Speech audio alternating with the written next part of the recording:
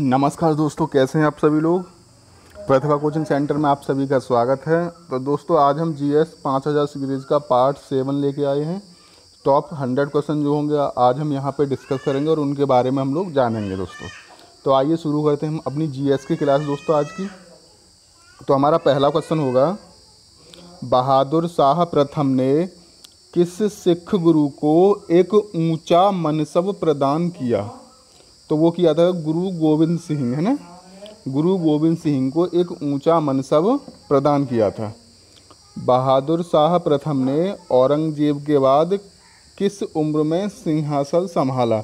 तो वो 65 वर्ष की उम्र में जो था उसने सिंहासन संभाला था दोस्तों। अगला क्वेश्चन, किस मुगल सम्राट को शाह ए बेखबर की उपाधि प्रदान की गई थी। तो बहादुर शाह प्रथम। किसको? बहादुर शाह प्रथम। अगला क्वेश्चन होगा, दो सैयद बंधुओं का नाम बताएं। जो सैयद बंधु थे जिनको हम किंग मेकर बोलते थे वो थे हमारे अब्दुल्ला खान और हुसैन अली खान बराहो, है ना। अब्दुल्ला खान और हुसैन अली खान, इनको किंग मेकर भी बोला जाता था। अगला क्वेश्चन होगा, जहादर शाह के वजीर जुल्फ़िकार खान ने किस राजस्व व्यवस्था को लागू किया था। तो उसने इजाराह, जिसको हम राजस्व कृषि भी बोलते थे, उसको उन्होंने लागू किया था दोस्तों। अगला क्वेश्चन होगा, किस राजस्व प्रणाली के तहत मुगल शासकों ने राजस्व किसानों या बिचौलियों के साथ अनुबंध किया ताकि मुगल शासकों को एक निश्चित धनराशि का भुगतान किया जा सके, जबकि उन्हें किसानों से कुछ भी प्राप्त करने की छूट दी गई थी दोस्तों। तो वो थी हमारे इजराह व्यवस्था, है ना, या राजस्व कृषि। ठीक है दोस्तों, और इसको जुल्फ़िकार खान ने लागू किया था। अगला क्वेश्चन होगा, फर्रुखसियार के शासन के तहत दो सैयद बंधुओं अब्दुल्ला खान और हुसैन अली खान के पास कौन से पद थे। तो जो अब्दुल्ला खान था उसके पास वजीर का पद था और जो हुसैन अली खान था उसको मीर बख्शी का पद दिया गया था दोस्तों। ये प्री मॉडर्न हिस्ट्री के क्वेश्चन है। टॉप 100 क्वेश्चन हम लेके आए हैं आपके लिए इनको, और इनको डिस्कस करेंगे हम। सैयद बंधु धर्म सहिष्णु थे, है ना। उन्होंने किस वर्ष में जिजाह कर समाप्त कर दिया था, है ना। तो 1713 में, है ना। कब समाप्त किया था? 1713 में। और उस समय फर्रुखसियार का शासन था दोस्तों। किसका? फर्रुखसियार। ठीक है दोस्तों। अगला क्वेश्चन है, भारतीय इतिहास में किन भाइयों को किंग मेकर के रूप में जाना जाता है। तो किंग मेकर बोला जाता था सैयद बंधुओं को, है ना, अब्दुल्ला खान और हुसैन अली खान। इनको क्या बोला जाता था? King maker. ठीक है दोस्तों। किस मुगल निजाम ने अपना पद त्याग दिया और दक्षिण में हैदराबाद राज्य की स्थापना करने के लिए दक्षिण की ओर चले गए। तो निजाम उल मुल्क आसफ जाह, है ना। अगला क्वेश्चन होगा, किस मुगल शासक ने राजा राम मोहन राय को राजा की उपाधि दी थी और उन्हें इंग्लैंड भेजा था दोस्तों। अकबर द्वितीय ने इनको राजा की उपाधि दी थी और इन्हें अपना दूत बनाकर इंग्लैंड भेजा था। और राजा राम मोहन राय ने 1815 में आत्मीय सभा की स्थापना की। 1828 में उन्होंने ब्रह्म समाज की दोस्तों स्थापना की थी। किस वर्ष ईरान के शासक नादिर शाह ने उत्तरी भारत के मैदान पर आक्रमण किया था, है ना। 1738 या 39 में जो था नादिर शाह ने भारत पे आक्रमण किया था दोस्तों। और वो प्रसिद्ध जो कोहिनूर हीरा था वो भारत से ले गया था दोस्तों, है ना। मयूर सिंहासन और कोहिनूर हीरा, ये दोनों जो होगा तख्ते हाउस को ये ले गया था यहाँ से। कौन सा आक्रमणकारी कोहिनूर हीरा और मुगल सम्राट शाहजहां का मयूर सिंहासन ले गया। तो वो था ईरान का नादिर शाह। कौन था? ईरान का नादिर शाह। पानीपत का तीसरा युद्ध में मराठों को किसने हराया, है ना। तो मराठों का जो पानीपत का तीसरा युद्ध हुआ था 1761 में दोस्तों, तो अहमद शाह अब्दाली ने जो होगा मराठों को हराया था। ठीक है दोस्तों, ये एक अफगानी शासक था और इसने क्या होगा, मराठों को 1761 ईस्वी में पानीपत के तीसरे युद्ध में हराया था। दोस्तों अगर यहाँ पे मैं बात करूँ तो पानीपत का प्रथम युद्ध कब हुआ था, तो 1526 ईस्वी में, है ना। बाबर और इब्राहिम लोधी के मध्य पानीपत का प्रथम युद्ध हुआ था। और 1556 में क्या होगा, पानीपत का द्वितीय युद्ध हुआ था हेमू और अकबर के बीच दोस्तों। और तीसरा युद्ध हुआ था 1761 में, ये किस किस के बीच हुआ था, मराठों और अहमद शाह अब्दाली। पानीपत का तीसरा युद्ध कब लड़ा गया, तो वो लड़ा गया था 14 जनवरी 1761। कब, 14 जनवरी 1761। कौन सा मुगल सम्राट बंगाल के मीर कासिम और अवध के शुजा उद दौला के साथ बक्सर के युद्ध में ब्रिटिश ईस्ट इंडिया कंपनी के खिलाफ त्रिकोणीय युद्ध का हिस्सा बन गया, है ना। तो वो था शाह आलम द्वितीय। कौन था, शाह आलम द्वितीय। बक्सर के युद्ध में हार का सामना करने के बाद ब्रिटिश ईस्ट इंडिया कंपनी द्वारा शाह आलम द्वितीय को कहाँ से पेंशन भोगी बना दिया था, तो दोस्तों वो इलाहाबाद से उसको क्या होगा, पेंशन भोगी बना दिया था। उसको 26 लाख की पेंशन प्रदान की गई थी। कितने लाख की, 26 लाख वार्षिक रुपए, है ना। अवध के स्वायत्त राज्य के संस्थापक कौन थे, तो वो थे सादत खां। बुरहान उल मल्की उनका पूरा नाम था और उनको सादत खान के नाम से जाना जाता था। अगला क्वेश्चन होगा हमारा, फ्रांसीसी विशेषज्ञों की सहायता से मैसूर के किस शासक ने डिंडीगुल में आधुनिक हथियारों का कारखाना स्थापित किया था, तो 1755 में हैदर अली ने, जो मैसूर का शासक था, इसने आधुनिक हथियारों का कारखाना दोस्तों इसने स्थापित किया था। और हैदर अली की मृत्यु कब हुई थी, द्वितीय आंग्ल मैसूर युद्ध 1782 में इसकी मृत्यु हो गई थी, है ना। हैदर अली की मृत्यु कब हुई थी, 1782 में, द्वितीय आंग्ल मैसूर युद्ध। ठीक है दोस्तों। श्रीरंगपट्टनम में स्वतंत्रता का वृक्ष किसने लगाया और जैकोबिन क्लब का जो सदस्य बन गया था वो कौन था दोस्तों, तो वो था हमारा टीपू सुल्तान, है ना। मैसूर का शासक था ये, हैदर अली का पुत्र था और इसने श्रीरंगपट्टनम में स्वतंत्रता का वृक्ष लगाया था और जैकोबिन क्लब का ये सदस्य भी बना था, है ना। और दोस्तों इसने क्या किया था, इसकी जो मृत्यु हुई थी वो 1799 में हो गई थी। अगला क्वेश्चन होगा हमारा, किस मुगल शासक ने अंबर के राजा जय सिंह को समाई की उपाधि दी थी, तो वो था फर्रुखशायर, है ना। दोस्तों ये इसने जो अंबर के राजा थे उनको सवाई की उपाधि दी थी दोस्तों। अगर मैं अंबर के युद्ध की बात करूँ तो सबसे महत्वपूर्ण क्वेश्चन बनता है यहाँ से, तो 1749 में क्या हुआ था, अंबर का युद्ध। यूपी पीछे में कई बार सीक्वेंस आता है कि 3 युद्ध दे दिए जाते हैं, अंबर का युद्ध, पानीपत का युद्ध, बक्सर का युद्ध, मैसूर का युद्ध, ऐसे 4 युद्ध दे देंगे और उसमें उनमें क्रम पूछेगा, सबसे क्रम कौन कौन सा है दोस्तों, है ना। तो ये अंबर का युद्ध तो सबसे पहले हुआ था इन युद्धों में, सब हुआ था 1749 में, फिर पानीपत, फिर बक्सर, है ना, और आंग्ल मैसूर चतुर्थ, है ना, वो कब हुआ था 1799 में। अगला क्वेश्चन देखेंगे, किस राजपूत शासक ने जयपुर शहर की स्थापना की और इसे कला व विज्ञान का विशेष केंद्र बनाया, यानी कि विशाल केंद्र इसको बनाया था, तो अंबर के जो राजा थे जय सिंह, इन्होंने 1727 में इसको कला व विज्ञान का विशाल केंद्र बनाया और इसकी स्थापना की थी। किस राजपूत शासक ने यूक्लिड की एलिमेंट्स ऑफ ज्योमेट्री का संस्कृत भाषा में अनुवाद किया था, है ना। ज्योमेट्री का जो संस्कृत में अनुवाद किया था वो था अंबर के राजा सवाई जय सिंह ने 1727 में। अगला क्वेश्चन होगा, भारत के किन शहरों में राजा सवाई जय सिंह ने खगोलीय वेधशालाएं स्थापित की थी, तो दोस्तों 5 जगह उन्होंने की थी। मैं जगह का नाम बता दे रहा हूँ, दिल्ली, जयपुर, उज्जैन, वाराणसी और मथुरा। इसमें क्या हुआ, खगोलीय वेधशालाएं उन्होंने स्थापित की थी।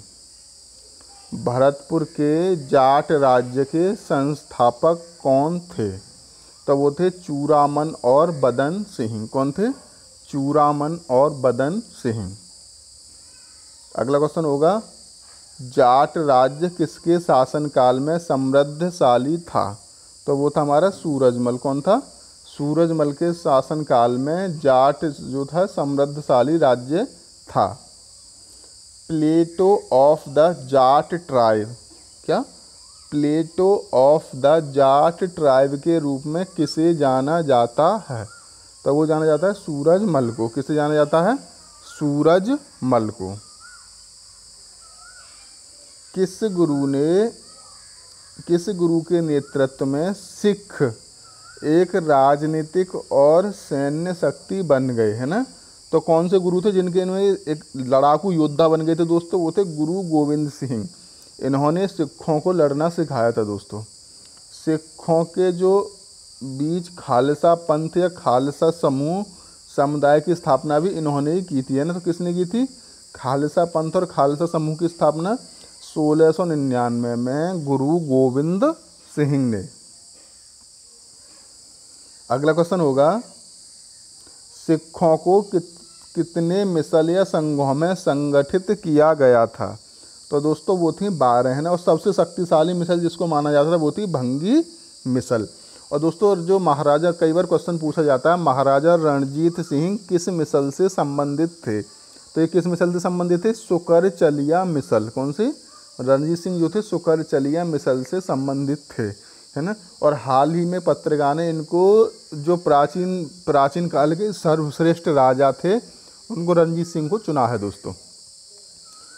रणजीत सिंह किस मिसल के प्रमुख थे? तो वो थे सुकरचकिया मिसल। ठीक है दोस्तों।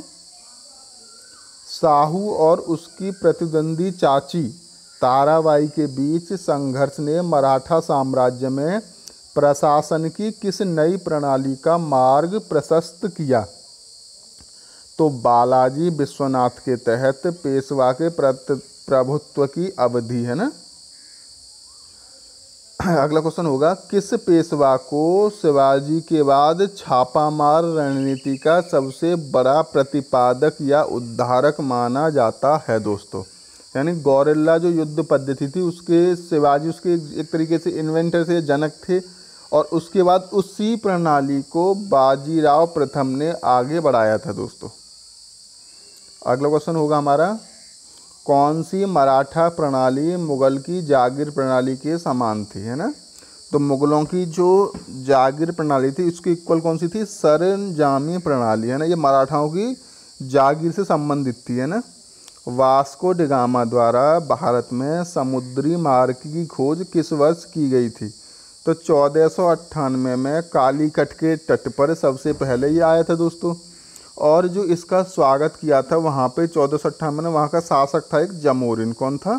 जमोरिन ने इसका स्वागत किया और इसको जो रास्ता दिखाया था, जो इसका नाविक था दोस्तों, और वो था कौन था हमारा? वो था अब्दुल मजीद, है ना? कि कौन था? मजीद। ठीक है दोस्तों। यहाँ से एक दो क्वेश्चन फैक्ट और बन जाते हैं हमारे, जैसे कि वह उसने किसका व्यापार पे 60 गुना मुनाफा कमाया था? तो जो काली मिर्च थी वो यहाँ से ले गया था पुर्तगाल के लिए, और उस पर जो था उसने 60 गुना मुनाफा कमाया था दोस्तों। ठीक है दोस्तों। और कई बार क्वेश्चन ये भी बनता है कि दोबारा वास्को डी गामा भारत कब आया था? तो 1502 ईस्वी में वास्को डी गामा दोबारा भारत आया था दोस्तों। 1510 ईस्वी में गोवा पर किसने कब्जा किया? तो वो किया था अल्फांसो डी अल्बुकर्क। कौन था? अल्फांसो डी अल्बुकर्क ने 1510 में गोवा पर कब्जा किया था। बंगाल में कौन से 3 गांव बाद में विकसित होकर कलकत्ता शहर बन गए थे? तो कौन कौन से 3 गांव थे? सुतनती, कालीकट और गोविंदपुर, है ना दोस्तों? ये 3 गांव थे और बाद में ये विकसित होके 1690 में कलकत्ता शहर बन गए थे दोस्तों। और कई बार क्वेश्चन पूछा जाता है कलकत्ता की स्थापना किसने की थी? तो कलकत्ता की स्थापना 1690 में जॉब चारनाक, है ना? किसने? जॉब चारनाक ने 1690 में कलकत्ता की स्थापना दोस्तों की थी। अगला क्वेश्चन होगा हमारा, किस मुगल सम्राट ने ब्रिटिश ईस्ट इंडिया कंपनी के विशेषाधिकार गुजरात और दक्कन तक बढ़ा दिए? तो दोस्तों वो था फर्रुखसियार, है ना। इसने ईस्ट इंडिया कंपनी के जो अधिकार थे उनको गुजरात और दक्कन तक बढ़ा दिया था। बंगाल में जो ब्लैक होल त्रासदी की जो घटना हुई थी वो कब हुई थी? तो 20 जून 1756, है ना। इस दिन क्या हुआ था? बंगाल में ब्लैक होल त्रासदी की घटना हुई थी। इसमें क्या हुआ था दोस्तों? इसमें जो बंगाल का नवाब था सिराजुद्दौला, उसने 146 ब्रिटिशों को एक बिना वायु ही मतलब बिना वायु का जो कमरा था उसमें क्या था, कैद कर दिया था दोस्तों। बिना वायु के कमरे में उनको कैद कर दिया था, है ना। तो उसमें से जब सुबह को जब उसने कमरा खोला तो उसमें से कुल 21-22 लोग ही जिंदा बचे थे, बाकी की उस कमरे में मृत्यु हो गई थी। बहुत छोटा सा कमरा था, 8 फीट लंबाई, है ना, 8 फीट लंबाई चौड़ाई का बहुत छोटा सा कमरा था वो। अगला क्वेश्चन देखेंगे हम, प्लासी का युद्ध कब लड़ा गया था? 23 जून 1757। कब? 23 जून 1757 को दोस्तों। अगला क्वेश्चन होगा, ब्रिटिश ईस्ट इंडिया कंपनी द्वारा प्लासी के युद्ध में बंगाल के किस नवाब को पराजित किया था? तो जो बंगाल का नवाब था सिराजुद्दौला, उसको ईस्ट इंडिया कंपनी ने प्लासी के युद्ध में पराजित किया था दोस्तों। ठीक है दोस्तों। तो कई बार क्वेश्चन बन जाता है कि प्लासी का मैदान कहाँ पर अवस्थित है दोस्तों। तो जो प्लासी का मैदान है दोस्तों वो है हमारा वो है हमारा कहाँ पर? बंगाल में, ठीक है ना। और जो बक्सर वाला है, बक्सर का युद्ध कहाँ पर है?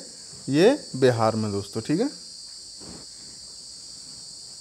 बंगाल कवि नवीन चंद्र सेन ने प्लासी के युद्ध का वर्णन किस प्रकार किया? तो जो भारत के चिरकालिक अंधकार की रात को उन्होंने उपमा दी है इस युद्ध के लिए, a night of eternal gloom for India.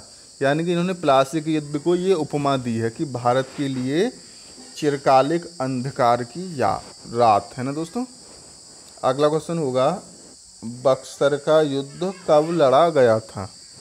तो जो बक्सर का युद्ध था 22 अक्टूबर 1764 को दोस्तों लड़ा गया था। बंगाल, बिहार और उड़ीसा में किस मुगल सम्राट ने अंग्रेजों को दीवानी या राजस्व एकत्र करने के अधिकार दिए? तो वो थे शाह आलम द्वितीय ने। किसने? शाह आलम द्वितीय ने दोस्तों। अगला क्वेश्चन बनेगा, सालवाई की संधि कब हुई थी? तो 1782 में मराठों और अंग्रेजों के बीच 20 वर्ष के लिए शांति स्थापित करने के लिए सालवाई की संधि हुई थी दोस्तों। अगला क्वेश्चन देखेंगे, मराठा साम्राज्य में बाद के समय में 5 संघ शामिल थे, उन संघों के नाम बताइए। पूना में पेशवा, बड़ौदा के जो संघ थे उसको गायकवाड़, ग्वालियर में सिंधिया, इंदौर में होलकर, नागपुर में भोंसले। बहुत इंपॉर्टेंट क्वेश्चन है दोस्तों। यूपी पीसीएस में कई बार इस क्वेश्चन को पूछा गया है कि कौन कहाँ के मराठों को क्या बोला जाता था। तो पूना में था उनको पेशवा बोला जाता, बड़ौदा में जो थे उनको गायकवाड़ बोलते थे, ग्वालियर के मराठों को हम सिंधिया बोलते थे, इंदौर के जो मराठे थे उनको हम होलकर बोलते थे, और नागपुर के जो मराठे थे उनको भोंसले हम बोलते थे। सिखों और अंग्रेज़ों के बीच लाहौर की संधि कब हुई थी? तो 8 मार्च 1846, है ना, जिस दिन प्रथम आंग्ल सिख युद्ध खत्म हुआ था। तो उसी दिन जो होगा सिखों और अंग्रेज़ों के मध्य लाहौर की संधि हुई थी। लॉर्ड डलहौजी ने भारत के राज्यों को हड़पने के लिए किस नीति का प्रयोग किया था? तो वो था व्यगपत सिद्धांत, है ना। व्यापगत सिद्धांत में क्या होता है? डॉक्ट्राइन ऑफ लैप्स, है ना। तो इसने जो भी जिसके पास भी वो नहीं होती थी कुशासन का आरोप लगाकर, या कोई उसका सम्राट नहीं होता था, उसका वारिस नहीं होता था, इस तरह से ये राज्यों को हड़प लेता था डलहौजी, है ना। और इसी के शासनकाल में 1854 में PWD की स्थापना हुई थी। 1853 में उन्होंने ट्रेन चलाई थी दोस्तों, और टेलीग्राफ जो सेवा थी हमारी इसी के साथ टाइम पे दोस्तों शुरू की गई थी। बंगाल में द्वैध शासन या दोहरी सरकार कितने समय तक चली? तो 1765 से 1772 तक क्लाइव ने इसकी शुरुआत की थी और वारेन हेस्टिंग्स ने समाप्त किया, है ना। और दोस्तों कई बार यहाँ से क्वेश्चन बनता है कि जो बंगाल जो थी भारत की राजधानी कब बना था? तो 1772 में बंगाल जो होगा भारत की राजधानी बना। मैं यहाँ पे बता देता हूँ, कुछ चीज़ें क्लियर कर देता हूँ आपको। 1772 में बंगाल जो होगा भारत की राजधानी बना था। 1912 में दिल्ली जो होगा भारत की राजधानी दोस्तों बना था।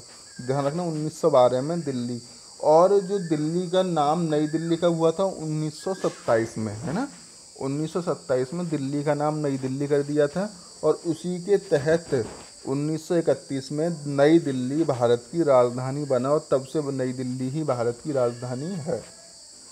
अगला क्वेश्चन होगा हमारा, पहला महत्वपूर्ण संसदीय अधिनियम कौन सा था जिसने ईस्ट इंडिया कंपनी को ब्रिटिश सरकार की निगरानी में रखा? तो 1773 का रेगुलेटिंग एक्ट जो था, है ना। पिट्स इंडिया एक्ट कब पारित किया गया था? तो 1784 में जो होगा पिट्स इंडिया एक्ट पारित किया गया था। बॉम्बे प्रेसिडेंसी और मद्रास प्रेसिडेंसी को किस अधिनियम ने बंगाल प्रेसिडेंसी के तहत अधीनस्थ किया था? तो पिट्स इंडिया एक्ट 1784 के तहत दोस्तों। किस एक्ट ने भारत में कंपनी के एकाधिकार को समाप्त कर दिया और उसे सभी ब्रिटिश व्यक्तियों के लिए खोल दिया? तो वो था 1813 का चार्टर एक्ट। 1813 का चार्टर एक्ट। किस अधिनियम ने कंपनी के चाय व्यापार और चीन के साथ व्यापार के एकाधिकार को समाप्त कर दिया था?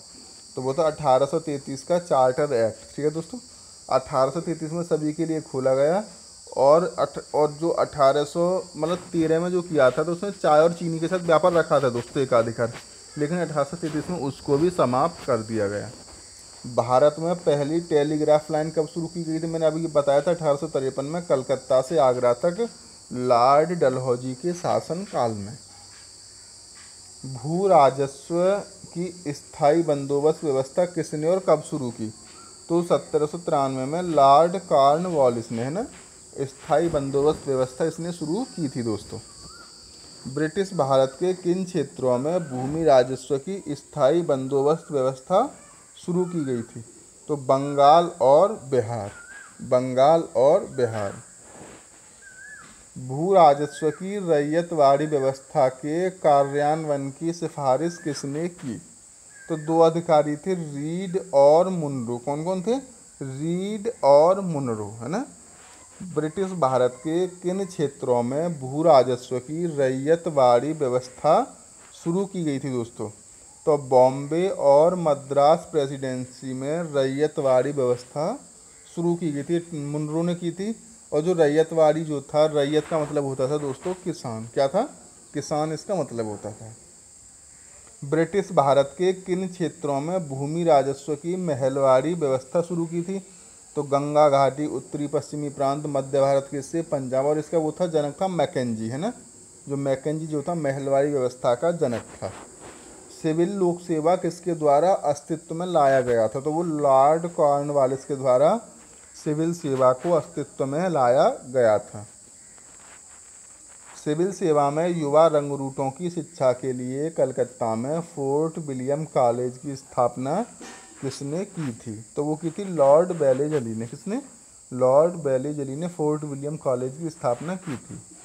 भारतीय कानूनों को संहिताबद्ध करने के लिए 1833 में विधि आयोग के प्रमुख के रूप में किसे नियुक्त किया गया था? तो वो था लॉर्ड मैकाले। कौन था? Lord Macaulay. सती प्रथा पर प्रतिबंध लगाकर इसे अपराध कब बनाया गया? तो 1829 में विलियम बेंटिंग के समय पर इसको अपराध घोषित कर दिया गया था। किस वर्ष में भारत सरकार ने एक अधिनियम पारित किया जिसने हिंदू विधवाओं को पुनर्विवाह करने का अधिकार प्रदान किया था दोस्तों? तो 1856 में कैनिंग ने हिंदू विधवाओं पुनर्विवाह अधिनियम पारित किया था दोस्तों। कलकत्ता में आत्मसभा की शुरुआत किसने की? तो राजा राम मोहन राय ने 1815 में। ठीक है। गिफ्ट टू मोनोथिस्ट किस भारतीय समाज सुधारक की प्रसिद्ध रचना है दोस्तों? तो वो है राजा राम मोहन राय की। किसकी? राजा राम मोहन राय। राजा राम मोहन राय ने किस वर्ष ब्रह्म समाज की स्थापना की थी? तो 1828 में राजा राम मोहन राय ने ब्रह्म समाज की स्थापना जो होगा की थी। डेविड हारे और राजा राम मोहन राय द्वारा स्थापित कॉलेजों के नाम बताइए दोस्तों। तो कौन कौन से कॉलेज उन्होंने स्थापित किए थे? डेविड हारा और है ना हिंदू कॉलेज है ना, इन्होंने हिंदू कॉलेज जो हो गए स्थापित किए थे दोस्तों। ब्रह्म समाज के प्रथम सचिव कौन थे? तो ब्रह्म समाज के जो हो गए प्रथम सचिव थे ताराचंद चक्रवर्ती, है ना। कौन था? ताराचंद्र चक्रवर्ती दोस्तों। तो ये था दर्पण नामक साप्ताहिक पत्रिका की शुरुआत किसने की? तो वो थी बाल शास्त्री जाम्बेकर। किसने? बाल शास्त्री जाम्बेकर। अगला क्वेश्चन होगा महाराष्ट्र में परमहंस मंडली की स्थापना कब की गई थी? तो वर्ष 1849 में परमहंस मंडली की स्थापना की गई थी। 1210 में कुतुबुद्दीन ऐबक की मृत्यु निम्न में से कौन सा खेल खेलने के दौरान हुई थी? तो उसने चौगान खेला था, यानी कि पोलो खेलते समय 1510 में घोड़े से गिरने की वजह से उसकी मृत्यु हो गई थी दोस्तों।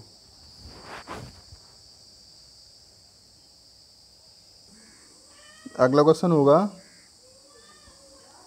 गुलाम वंश का वास्तविक संस्थापक इल्तुतमिश निम्न में से किस जनजाति से संबंधित था? तो वो इल्वरी तुर्क था दोस्तों। कैसा था? इल्वरी तुर्क। निम्न में से कौन सा भारत का पहला इस्लामिक मकबरा है ना? तो दिल्ली में जो सुल्तान गढ़ी का मकबरा है वो पहला इस्लामिक शैली में मकबरा है दोस्तों। ये दिल्ली के सुल्तान गढ़ी में अवस्थित है। किस शासक ने दिल्ली में हौज आ शमसी का निर्माण किया था? तो वो किया था इल्तुतमिश ने। किसने किया था? इल्तुतमिश ने। इल्तुतमिश ने प्रमुख रूप से 2 प्रकार के सिक्के अर्थात टका और जीतल चलाए थे। वो किन किन धातुओं के थे? तो टका था दोस्तों वो तो चांदी का था, और जीतल जो था वो तांबे का था। गढ़वालियों के लिए लक्ष्मी के प्रतिरूप के साथ सिक्के किसने चलाए थे? तो लक्ष्मी की जो आकृति वाले सिक्के चलाए थे वो मोहम्मद गौरी ने चलाए थे। किस सुल्तान ने भारत में अरबी सिक्के जारी किए? तो इल्तुतमिश ने जो था अरबी सिक्के जारी किए थे।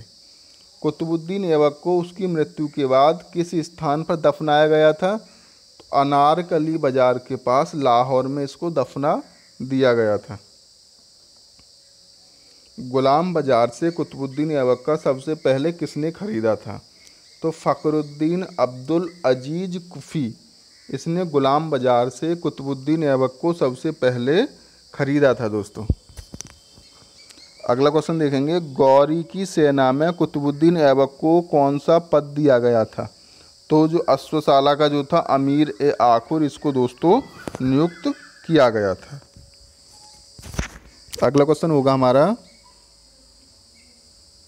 दिल्ली सल्तनत के निम्न में से किस शासक ने लाख बख्श की उपाधि धारण की थी? तो वो की थी कुतुबुद्दीन ऐबक ने। किसने? कुतुबुद्दीन ऐबक ने। हसन निजामी निम्न में से किस शासक के दरबारी कवि थे? तो कुतुबुद्दीन ऐबक के जो थे दरबारी कवि थे। दिल्ली के किस सुल्तान द्वारा निम्न में से कौन सी भारत की पहली मस्जिद थी? तो जो कुब्बत अल इस्लाम मस्जिद थी जो कुतुबुद्दीन ऐबक ने बनवाई थी, पहली मस्जिद थी दोस्तों। कुतुब मीनार का नाम एक प्रसिद्ध सूफी संत के नाम पर रखा गया। उस संत का नाम क्या था? कुतुबुद्दीन बख्तियार काकी। क्या था? कुतुबुद्दीन बख्तियार काकी। तराइन का तीसरा युद्ध किसके बीच लड़ा गया था? तो तराइन का तीसरा युद्ध था इल्तुतमिश और यल्दौज के बीच दोस्तों लड़ा गया था तराइन का तीसरा युद्ध। निम्न में से पहला युद्ध कब लड़ा गया था तराइन का? 1191 में मोहम्मद गौरी और क्या था मोहम्मद गौरी और पृथ्वीराज चौहान, है ना। तो इसमें क्या था? मोहम्मद गौरी हार गया था। 1192 में फिर दूसरा तराइन का युद्ध हुआ था। इसमें 1192 इसमें मोहम्मद गौरी और पृथ्वीराज चौहान के बीच हुआ था और इसमें मोहम्मद गौरी जीत गया था दोस्तों। निम्न में से किसे सुल्तान ए आजम की उपाधि दी गई थी? तो इल्तुतमिश को। किसको? इल्तुतमिश। दिल्ली सल्तनत के किस शासक ने उज्जैन के महाकालेश्वर मंदिर को लूटा था? यानी कि उज्जैन के जो महाकालेश्वर का मंदिर था उसको लूटा था किसने? इल्तुतमिश ने।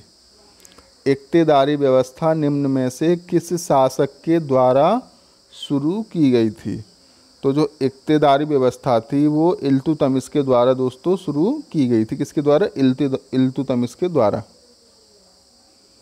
अगला क्वेश्चन होगा, निम्न में से किस शासक ने इक्तेदारी को वंशानुगत बनाया था? तो फिरोज शाह तुगलक ने इक्तेदारी को वंशानुगत बनाया। 40 वफादारों का समूह चहलगानी दल किसने बनाया था? तो जो चहलगानी की जो था इल्तुतमिश ने इसका बनाया था और बलबन ने इसको नष्ट कर दिया था दोस्तों। तबकात-ए-नासिरी है ना, तबकात-ए-नासिरी जो किताब थी किस लेखक द्वारा उसको लिखा गया था, है ना? तो किस लेखक ने लिखा था? उसको लिखा था मिन्हाजुद्दीन सिराज, है ना। मिन्हाजुद्दीन सिराज ने तबकात-ए-नासिरी बुक लिखी थी। भारत में शुद्ध अरबी सिक्का पेश करने वाला पहला व्यक्ति कौन था? वो था इल्तुतमिश। कौन था? इल्तुतमिश।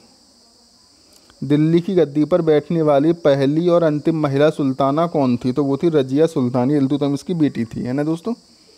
किस सुल्तान ने लौह व रक्त की नीति को पेश किया था? तो बलबन ने, है ना। लौह रक्त की नीति इसने अपनाई थी।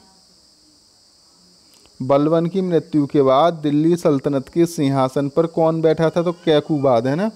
कैकूबाद जो था दिल्ली सल्तनत की उस पर बैठा था बलबन की मृत्यु के बाद।